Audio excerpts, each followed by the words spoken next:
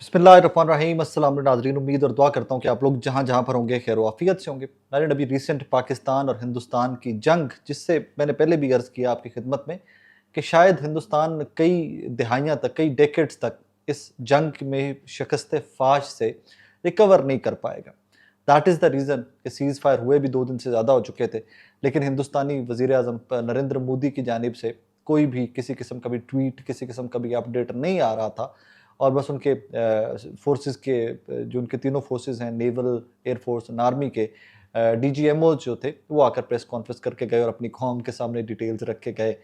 अब इसमें interesting situation तब डेवलप होती है कि जब आज नरेंद्र मोदी तकरीर करने या कौम से खिताब करने के लिए टेलीविजन स्क्रीन्स के ऊपर तशरीफ़ लाते हैं। अब जब वो तशरीफ़ लाते हैं तो जो उन्होंने खिताब फरमाया और जो पॉइंट्स उन्होंने टेकअप किए, वो एक बाकायदा हारे हुए शख्स की इतराफ़ जुर्म मैं इसलिए कह रहा हूँ कि ये जंग सारी की सारी मोदी जी की छेड़ी हुई थी। और ये अटैक पहलगाम के बाद हिंदुस्तान ने पाकिस्तान के ऊपर किया था। पाकिस्तान बार बार डिफेंसिव मोड में रहा, सिर्फ एक अटैक किया और एक अटैक से ही चीखें निकल गई। अब आज के मैं ज़रा पहले आपको थोड़ी सी डिटेल्स पढ़ के सुना दूँ, फिर उसके बाद डिटेल में इसके ऊपर बात करते हैं। इंडियन एक्सप्रेस ने रिपोर्ट किया हुआ है, asserting that India has only paused military action against Pakistan. Modi said India was keeping a close eye on Islamabad's every move. We have only paused our retaliatory military action against Pakistan's terror and military sites. In the coming days, we will test Pakistan's actions to see their attitude. India's three wings of armed forces, the Air Force, the Army, and the Navy, the border security forces, and the paramilitary forces are continuously on alert. After surgical strike and air strikes, Operation Sindoor is policy of the government, says PM Narendra Modi. अब मोदी साहब ने अपने लोगों को ये चूरन बेचा है या लॉलीपॉप दिया है कि ये ऑपरेशन सिंदूर अब हमारी परमानेंट पॉलिसी है। मतलब कि हम किसी भी टाइम के ऊपर जाएंगे, हम मुरीदके पे, भावलपुर पे और पिंडी पे इधर उधर स्ट्राइक करके हम आ जाएंगे और हम बदमाश हैं इस खत्ते के। सो हम ये हमारी पॉलिसी है। हमें जब लगेगा कि पाकिस्तान के अंदर कहीं पर भी कोई टेरर कैंप है या कोई दहशतगर्दी का कैंप है तो हम जाकर वहां पर अटैक करेंगे। This is continuous policy. जिस तरह बड़ा नॉर्मली नहीं बंदा लेंदा, लित्तर मार मार के पाकिस्तान एयरफोर्स ने तुम्हारा मुंह घड़ दिया मोदी। हम सॉरी, लेकिन ये तुम्हारी बेवकूफ़ और जहलाना सी गुफ्तगू जो पता नहीं शायद इंडियन वोटर्स को लुभा सके, उनको दोबारा से मुतवज्जो कर सको तुम अपनी तरफ या ना कर सको, लित्तर मार मार के ना तुम्हारा पाकिस्तान की फोर्सेज ने, स्पेशली पाकिस्तान एयरफोर्स ने मुंह घड़ दिया है तुम्हारी फोर्सेज का। तुम्हारी फोर्सेज के एक चीफ का अभी ये इंडियन भारतीय एयर मार्शल ए.के. भारती की आज की स्टेटमेंट जरा सुन लीजिए, फिर इसके ऊपर बंदा हंसता ही रहे, सिर पड़ के बह जाए। अगली जो लड़ाई कभी भी होगी, मतलब अगली जो लड़ाई कभी भी होगी, भगवान करे कि ना हो, लेकिन हुई तो पिछली लड़ाई की तरह नहीं होगी। हमें भी पता है कि पिछली लड़ाई की तरह नहीं होगी। हम रेडी हैं। हमें आपने ऑन टोज रखा पिछले चंद दिन, and we showed you what we could do to you. हम क्या क्या हिंदुस्तान के साथ पाकिस्तानी कर सकते थे, हमने आपको बताया। 26 साइट्स पे आपको मारा। S-400 जो आपने सोफिस्टिकेटेड मोस्ट सिस्टम रखा हुआ था, हमने वो मारा। राफेल से आपको राफेल यूं आपके वो बिग बर्ड्स गिरे हैं जैसे वो परिंदे गिरते हैं, हमने गिरा के दिखाए आपको। और ये हमारी एयर फोर्सेस भी इसके ऊपर दे हैव सेड इट, हमारे DGISPR has also said it कि ये बहुत कम अभी हमने कार्ड्स जो किए हैं, हमारे पास पत्ते बहुत पीछे पड़े हैं। सो आज नरेंद्र मोदी अमन की बात कर रहे थे, बुद्धा की बात कर रहे थे, एक शिकस्त खुर्दा बॉडी लैंग्वेज आपको फेस नजर आ रहा था कि जनाब एक हारे हुए शख्स की तकरीर है और अपनी कौम को, अपने वोटर के सामने एक वो कह लीजिए ना कि वही एग्जैक्टली व्हाट डू यू से कि वही रिक्वेस्ट या वही गिड़गिड़ाना जो अमेरिका के सामने जाकर जंग रुकवाने के लिए गिड़गिड़ा रहे थे, वही अब अपने वोटर और सपोर्टर के सामने गिड़गिड़ा रहे हैं। That is the reason people say कि पूरी जिंदगी लग जाती है आपको इज्जत कमाने में, और एक छोटी सी गलती आपकी पूरी जिंदगी का, पंजाबी चंद ने किया कतरिया खूब पा छड़ दी। नरेंद्र मोदी, अमित शाह, अजीत दोवल, जयशंकर, बीजेपी, RSS, इनकी पूरी की पूरी जिंदगियां लगी हिंदुस्तान का ये इमेज बिल्ड करने में। And let's be honest about it. देखिए, जो फैक्ट्स हैं उनको मानना भी चाहिए, दिल बड़ा करना चाहिए। हिंदुस्तान ने अपना ये पर्सोना या इमेज ये बना लिया हुआ था दुनिया के कि हिंदुस्तान की आर्मी बड़ी तगड़ी है, हिंदुस्तान की इकोनॉमी बहुत तगड़ी हो गई है, rising India, and they had done that job. बहुत अच्छे ऑप्टिक्स के साथ मोदी ने ये काम कर लिया हुआ था। लेकिन कहाँ गए मोदी जी के वो सारे दोस्त, कहाँ गए वो सारे जो इनको यहाँ इस मेज तक पुश करके डॉन बना के खित्ते का बदमाश बना के ले आए थे। 2019 के बाद मोदी जी के दोस्तों को या उन लोगों को जो इस कैंप के लोग थे, वो जो खफगी थी ना इनके तैयारे गिरने वाली, पुलवामा के बाद भी जो पाकिस्तान ने हिंदुस्तान का तैयारा मार गिराया था और अभिनंदन को पकड़ लिया था, उसके बाद ये तो एम्बारस थे ही थे हिंदुस्तानी, तो साथ ही साथ इनके वो जो कैंप के लोग या इनके दोस्त जो इनको तेल शेल मार के पाकिस्तान के खिलाफ बदमाश बनाने में खड़ा कर रहे थे, वो लोग भी बहुत एम्बेरस्ड थे। उन्होंने इनको इक्विप किया, राफेल दिए, इनको S-400 दिया, खर्चा पानी लाया कि जाओ एक करी फिर पाकिस्तान तो अपना बदला लो, क्योंकि वो बदला तुम्हारे से नहीं, वो हमें गिरा के गया। सो जस्ट लाइक दैट कि अगर ये चाइनीज मशीन्स जो पाकिस्तान के पास हैं, J-10C, JF-17 तो खैर चलें हमारी अपनी प्रोडक्ट है, ये मशीन्स अगर नहीं परफॉर्म कर पाती तो ऑब्वियसली जहाँ से आपको ये आए हैं, जस्ट लाइक अभी right now France is embarrassed, तो चाइना एम्बेरस होता। आज चाइना का सीना ये फूला हुआ है, चाइना पूरी दुनिया के अंदर अपने आर्म्स की डील्स कर रहा है, चाइना की प्रोडक्ट J-10C और उनके मिसाइल्स Pil-10 वो आसमान को छू रहे हैं, उनके स्टॉक एक्सचेंज कहाँ पे चले गए देख, मैं भी पढ़ रहा था उसको।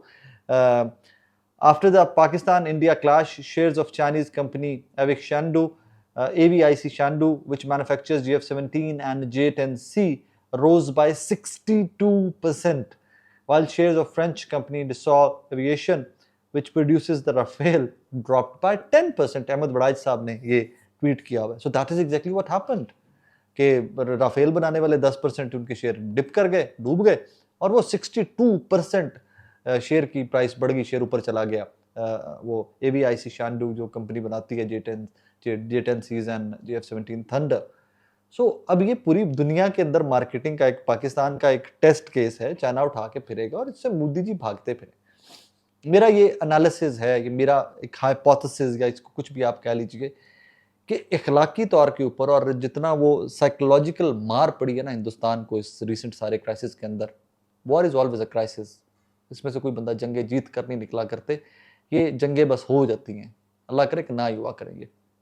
लेकिन इस जंग में जो शिकस्त फाश हुई है मोदी को, साइकोलॉजिकली उनके पायलट, उनकी एयरफोर्स, इवन उनकी बाकी फोर्सेस, अब वो डोमिनेट करेंगे एयरफोर्स के ऊपर कि एयरफोर्स तुम तो परफॉर्म ही नहीं कर सकते, तुमने पुलवामा के बाद जहाज मरवाया, तुमने अभी हमारे 5-6 जहाज यहाँ पे मरवा, तुमने राफेल तक मरवा दिए।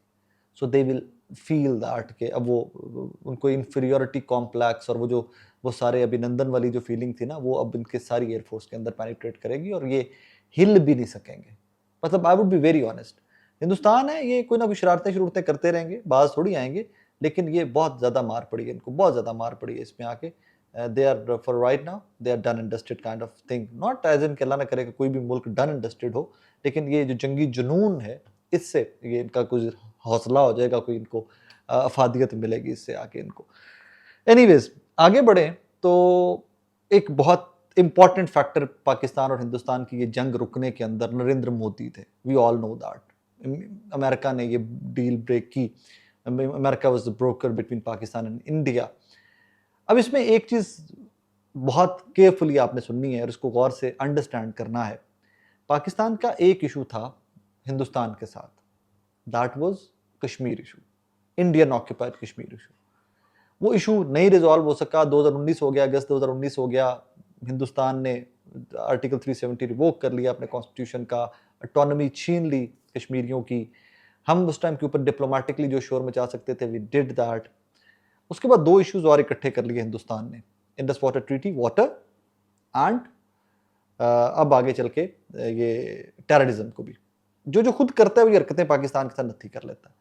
अब ये तीन बड़े इश्यूज हैं जिनके ऊपर पाकिस्तान को बात करनी है। नरेंद्र मोदी ने आउटराइटली कहा कि जी हम इसके ऊपर बात नहीं कर रहे, हमारे पास अगर बात करनी है तो हम पाकिस्तानी आज़ाद कश्मीर जो है, कहते पाकिस्तानी ऑक्यूपाइड कश्मीर के ऊपर हम बात करेंगे, इन तीन इश्यूज के ऊपर बात ही नहीं कर सकते। एक इशू जिसके ऊपर पाकिस्तान से बात कर सकते हैं, इम्तिहान है डोनाल्ड ट्रंप का, जिन्होंने ये दावा किया था कि ये 1000 साल पुराना इशू है कश्मीर वाला, इसको हम सॉर्ट आउट करने में मदद कर सकते हैं।